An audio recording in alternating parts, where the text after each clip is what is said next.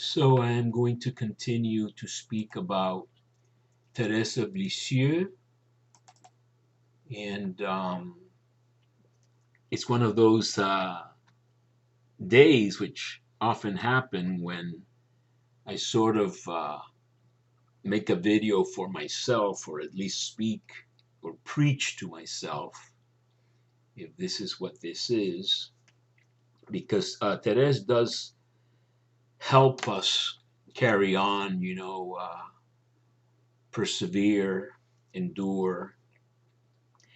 And the reason yesterday I was talking about finding this unusual um, image of Therese that my father had, finding it after 30 years after his death, is that these kinds of signs, just like I think she found snow on the statue of Jesus in the cloister of the Carmel, that she wanted a sign.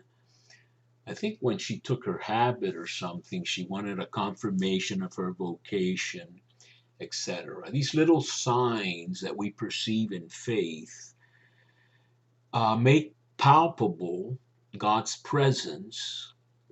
And so Therese is really full of that. And I wanted to continue speaking about her in this second session. I don't know how many sessions it'll be. I don't want it to be, maybe more than 20 minutes. Or the first time I spoke, as I said yesterday, I spoke for an hour and I thought I was very inspired, and I probably was in some way, and was a little bit maybe overconfident that I had, spoken well about her and included everything, just crammed in or put in everything I wanted to say. And as I said, my mouse froze and I lost the whole hour, irretrievable, despite my best efforts.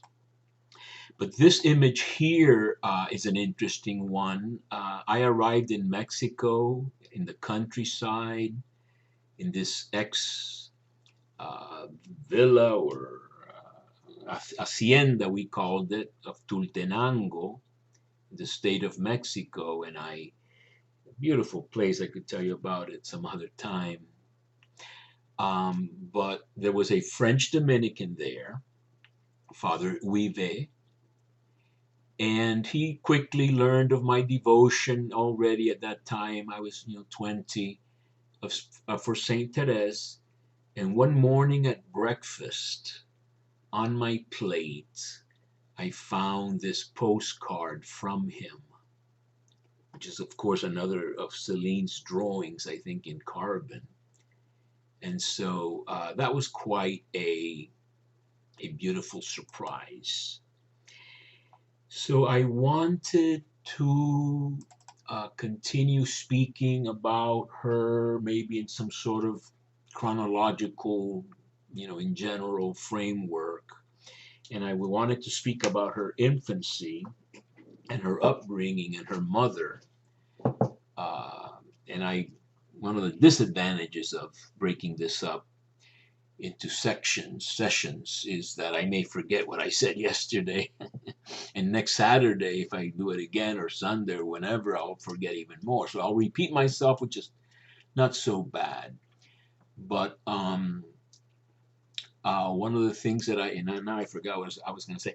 One of the things that I was talking about was her mother, who sort of spent herself with this embroidery uh, business. She was an expert at embroidery, this Alençon embroidery that was very fashionable and sold for, good money. And she actually employed certain people, but she worked very hard. Her father, Teresa's father, was more laid back, a jeweler who sold his business. She had an uncle, Guérin, whose daughter also, I think, would enter the Carmel. Her cousin, I think, Mary of the Sacred Heart, very conservative, a man who inherited a lot of money, was involved in the polemics, the political polemics, newspapers and such. But Teresa's mother, I think, was somewhat severe, very smart lady. One of the advantages of this Jean-François Cisse, this priest, biographer of Charles de Foucault and Thérèse of Lisieux, is that he examined all the letters, etc. And her mother wrote profusely about her children, and especially Thérèse, even though Thérèse was, I don't want to say shunted off, but Thérèse's uh, health as an infant required a wet nurse. So Thérèse spent a lot of, like 2 years, I think, outside the home. And the mother was working very hard, very, interested and very, very conscientious about her responsibilities, but nevertheless, might have communicated, certain traits to Therese, perhaps some scrupulosity, which it were turned for the better. I know her mother, Célie, was very concerned about Leonie, and basically, was kind of dissatisfied with how Leonie had turned out, and feared for her future, which I think she had some reason to do that. But my point is that I think Therese was raised in such a Catholic, traditional home of taking the faith incredibly seriously, that this was like her hardware, how she was wired. And that is susceptible of various types of software. You could become a bigot or an arch conservative or who knows what else. A good, great Catholic who could be a horrible person, in my opinion. But in the case of Therese, she and her father was very charitable to the poor, etc. In the case of Therese, I think that hardware received the kind of software that made her the saint she became, namely a saint of love and a kindness to the others in the community, especially the least pleasant and most demanding ones, and very conscientious about pleasing God in every way. And she understood what Catherine of Siena, whose feast is coming up, and many other saints and Jesus himself, deny your very self. Selfishness as the worst impediment to being close to God. She understood that and was able to let go of her ego completely. I would say completely, which is what really makes you a saint. And so Therese, as I said yesterday, entered the Carmel without any illusions as to what she would find there. Would not be a pleasant rose garden. The Carmel is a garden. I think the actual word in Hebrew means garden or orchard. But she went there to be with Jesus. Her sisters were already there, two of them, but she really, even though she confided in Pauline and wrote at Pauline's behest these souvenirs of her childhood, she nevertheless followed the rule and the religious life ethos of avoiding particular attachments to family or to favorites in the community, etc. So she mortified, if you will, she put to death, which is what mortify means, all these natural tendencies, but in such a way, and this is the trick, that she did not become inhuman, but rather almost superhuman, in that she was loving to everyone, accepted everything, and really, like I said, sucked up suffering, sucked up her own natural reaction. She was incredibly sensitive, a little melancholy temperament wise, not choleric at all, though, mostly melancholic. Of course, are people who love beauty, love beautiful objects. I'm a melancholic. But as I said yesterday, Thérèse accepted the broken jars and the least attractive things that other nuns discarded. Another aspect of that, I think, it's come to my mind now, is that in some ways, this internalization of suffering sometimes can act against one's health. But we can read this in the context of what precipitated Therese's death, which was this very eloquent offering of herself as a holocaust to God's love. So Therese had this idea, which is very interesting, that God was full of love. It's like the burning sacred heart of Jesus. And it's full of love, desiring to pour itself out into the hearts of human beings.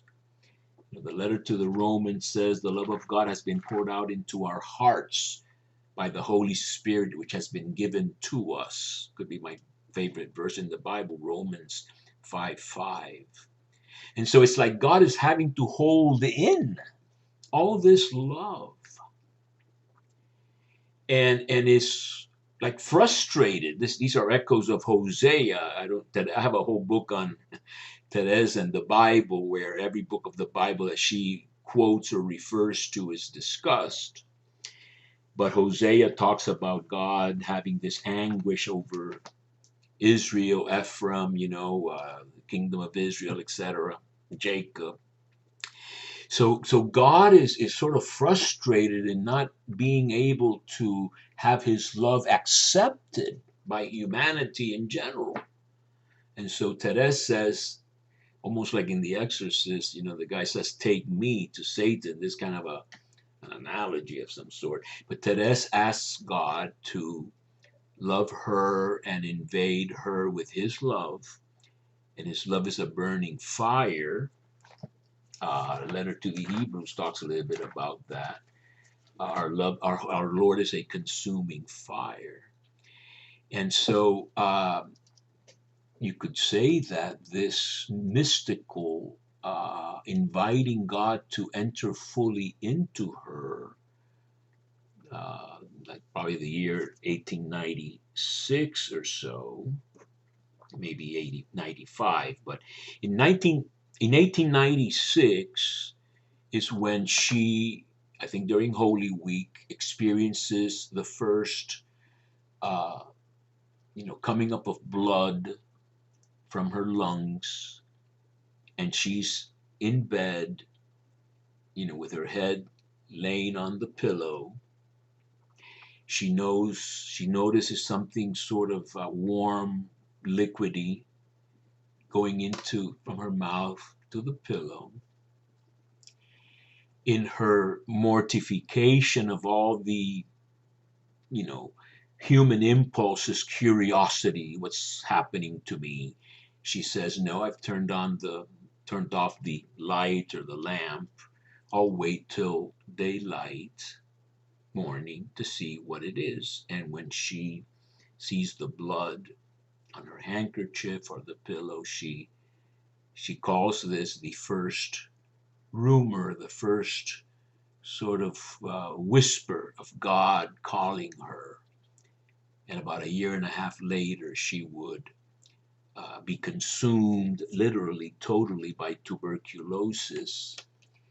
There's a book, I don't think I have a picture of that book, not that we need it, but Guy Gauchet, the Bishop of Lisieux, wrote a great expert on her, wrote a lot about her, has a book, The Passion of Thérèse of Lisieux, and he goes into all the medical uh, knowledge about what she suffered in her illness. And the way I put it very crudely, but I want to make my point, and he says it in the book.